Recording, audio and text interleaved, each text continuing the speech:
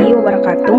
Halo teman-teman, perkenalkan kami mahasiswa Institut Agama Islam Negeri Bone dari Fakultas Syariah dan Hukum Islam, Prodi Hukum Tata Negara Kelompok 2 Semester 1. Video ini dibuat untuk memenuhi mata kuliah Pancasila dari Kelompok 5 dengan dosen Pak Mirwan Fikri Muktam, MPD, yang berjudul Memahami Hak Kewajiban dan Hak Asasi Manusia dalam Pancasila. Sebelum kami memulai pembahasan lebih lanjut, izinkan kami memperkenalkan diri terlebih dahulu.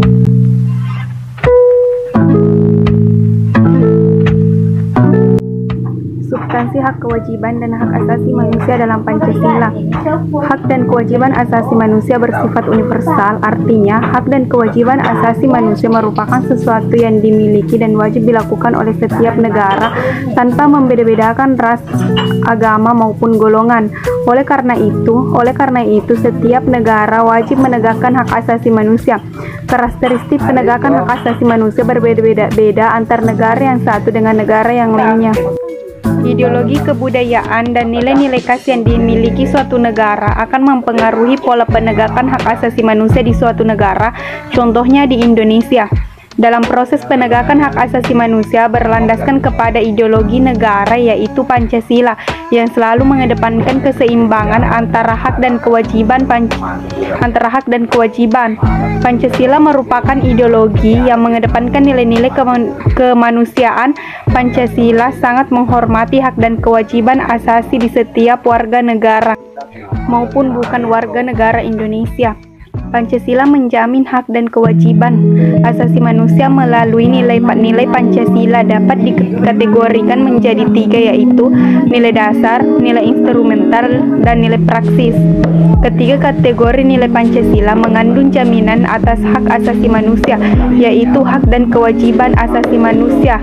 Dalam nilai dasar Pancasila berkaitan dengan hakikat kelima sila Pancasila, yaitu nilai ketuhanan, nilai kemanusiaan, nilai persatuan, nilai kerakyatan, dan nilai keadilan. Nilai-nilai dasar tersebut bersifat universal, sehingga di dalamnya terkandung cita-cita, tujuan, serta nilai-nilai yang benar. Hubungan antara hak dan kewajiban asasi manusia dalam Pancasila dapat dijabarkan sebagai berikut. Sila ketuhanan yang Maha Esa menjamin hak kemerdekaan untuk memeluk agama, melaksanakan ibadah, dan kewajiban untuk menghormati perbedaan agama. Sila kemanusiaan yang adil dan beradab menampakkan hak setiap warga negara pada kedudukan yang sama dalam hukum, serta memiliki kewajiban dan hak-hak yang sama untuk mendapatkan jaminan dan perlindungan hukum. Sila Persatuan Indonesia mengamanatkan unsur pemersatu di antara warga negara dengan semangat gotong royong, saling membantu, saling menghormati, rela berkorban, dan menempatkan kepentingan bangsa dan negara di atas kepentingan bangsa dan negara, di atas kepentingan pribadi ataupun golongan. Assalamualaikum warahmatullahi wabarakatuh. Saya akan membacakan materi kedua, yaitu hak dan kewajiban asasi manusia dalam nilai instrumental Pancasila. Nilai instrumental merupakan penyebaran dan nilai-nilai dasar Pancasila. Nilai instrumentalnya sifatnya lebih khusus dibanding dengan nilai dasar. Dengan kata lain, nilai instrumental merupakan pedoman pelaksanaan kelima sila Pancasila. Perwujudan nilai instrumental pada umumnya berbentuk ketentuan konstitusional mulai dari Undang-Undang Dasar Negara Republik Indonesia tahun 95 sampai dengan peraturan daerah. Hak dan kewajiban asasi manusia juga dijamin dan diatur oleh nilai-nilai instrumental Pancasila. Adapun peraturan perundang-undangan yang menjamin hak asasi manusia diantaranya sebagai berikut. A. Undang-Undang Dasar Negara Republik Indonesia tahun 95 terutama pasal 28. B. Ketetapan MPR nomor 17 MPR 98 tentang hak asasi manusia di dalam TAP MPR tersebut terdapat piagam HAM Indonesia. C. Ketentuan dalam undang-undang organik, yaitu 1. Undang-Undang Republik Indonesia nomor 5 tahun 98 tentang konvensi menentang penyiksaan dan perlakuan atau penghukuman yang kejam, tidak manusiawi atau merendahkan martabat manusia. 2. Undang-Undang Republik Indonesia nomor 39 tahun 99 tentang HAM. 3. Undang-Undang Republik Indonesia nomor 36 tahun 2000 tentang Pengadilan Hak Asasi Manusia. 4. Undang-Undang Republik Indonesia nomor 11 tahun 2005 tentang Konvensi Internasional tentang Hak-Hak Sipil dan Politik. 5. Undang-Undang Republik Indonesia nomor 12 tahun 2005 tentang Konvensi Internasional Hak-Hak Ekonomi, Sosial, dan Budaya.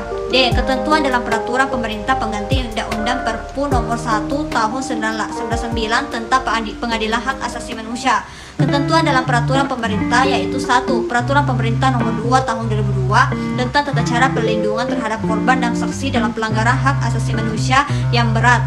2. Peraturan Pemerintah Nomor 3 Tahun 2002 tentang kompetensi restitusi rehabilitas terhadap korban pelanggaran hak asasi manusia berat.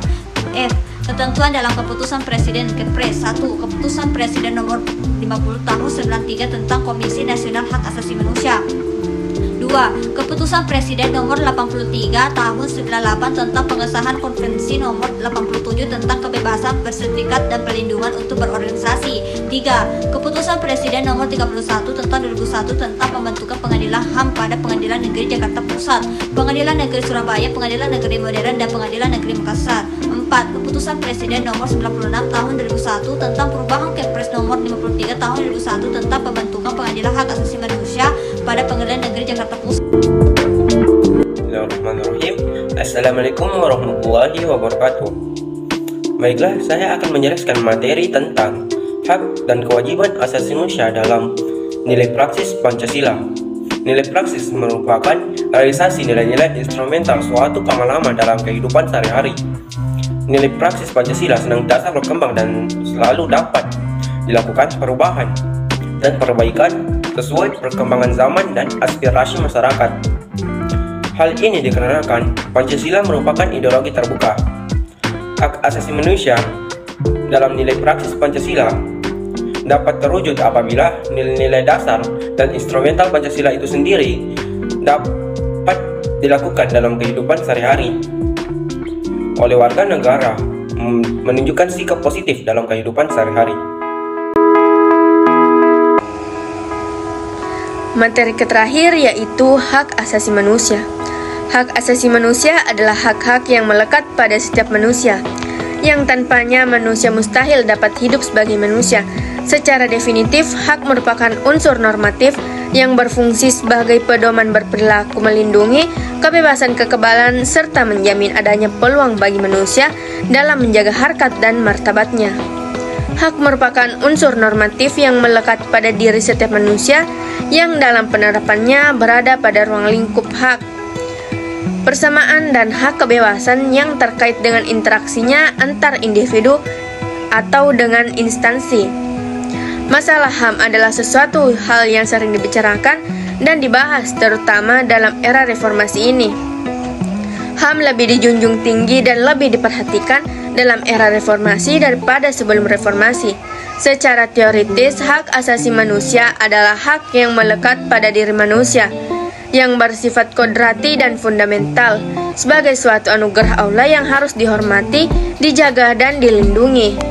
Hakikat hak asasi manusia sendiri adalah merupakan upaya menjaga keselamatan kesimtensi manusia secara utuh melalui aksi keseimbangan antara kepentingan perseorangan dan kepentingan umum.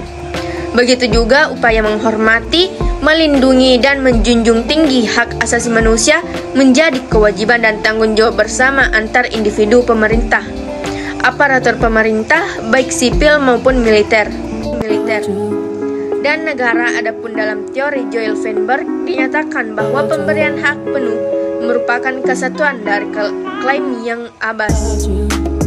Keuntungan yang didapat dari pelaksanaan hak yang disertai pelaksanaan hak bila disertai dengan pelaksanaan kewajiban. Menurut John Locke, hak asasi manusia adalah hak-hak yang diberikan langsung oleh Tuhan yang Maha Pencipta sebagai hak yang kodrati. Hak asasi manusia adalah hak-hak yang melekat pada setiap manusia, yang tanpanya manusia mustahil dapat hidup sebagai manusia. Oleh karena itu, tidak ada kekuasaan apapun di dunia ini yang dapat mencabutnya. Dalam pasal 1 Undang-Undang Nomor 39 Tahun 1999 tentang hak asasi manusia, disebutkan bahwa hak asasi manusia adalah seperangkat makhluk Tuhan yang Maha Esa dan merupakan anugerahnya yang wajib dihormati, dijunjung tinggi, dan dilindungi oleh negara hukum, pemerintah, dan setiap orang demi kehormatan serta perlindungan harkat dan martabat manusia. Ruang lingkup hak asasi manusia meliputi hak pribadi, hak-hak persamaan hidup, kebebasan, keamanan, hak milik pribadi, dan kelompok, tempat seseorang berada, kebebasan sipil dan politik untuk dapat ikut serta dalam pemerintahan. Hak-hak berkenaan dengan masalah ekonomi dan sosial. Hak asasi manusia antara lain yang pertama yaitu hak hidup dan memperoleh perlindungan. Hak hidup adalah hak asasi manusia yang paling utama bagi manusia, yang merupakan karunia dari Allah bagi setiap manusia. Perlindungan hukum Islam terdapat hak hidup manusia dapat dilihat dari ketentuan-ketentuan syarah yang melindungi dan menjunjung tinggi daerah dan nyawa manusia. Melalui larangan membunuh, ketentuan qisas dan larangan bunuh diri. Yang kedua yaitu hak kebebasan beragama. Kebebasan dan kemerdekaan merupakan hak asasi manusia, termasuk di dalamnya kebebasan menganut agama sesuai dengan keyakinannya. Oleh karena itu, Islam melarang keras adanya pemaksaan keyakinan agama kepada orang yang telah menganut agama lain. Yang ketiga yaitu hak atas keadilan. Keadilan adalah dasar dari cita-cita Islam dan merupakan disiplin mutlak untuk menegakkan kehormatan manusia. Dan yang keempat yaitu hak mendapatkan pendidikan. Mendapatkan pendidikan bukan hanya merupakan hak, tapi juga merupakan kewajiban bagi setiap manusia. Sebagaimana sabda Nabi Muhammad SAW menuntut ilmu wajib bagi setiap muslim. Yang kelima yaitu hak kebebasan berpendapat. Setiap orang mempunyai hak untuk berpendapat dan menyatakan pendapatnya dalam batas-batas yang ditentukan hukum dan norma-norma lainnya. Artinya, tidak seorang pun diperbolehkan menyebarkan fitnah dan berita-berita bagi setiap muslim. Yang kelima yaitu hak kebebasan berpendapat.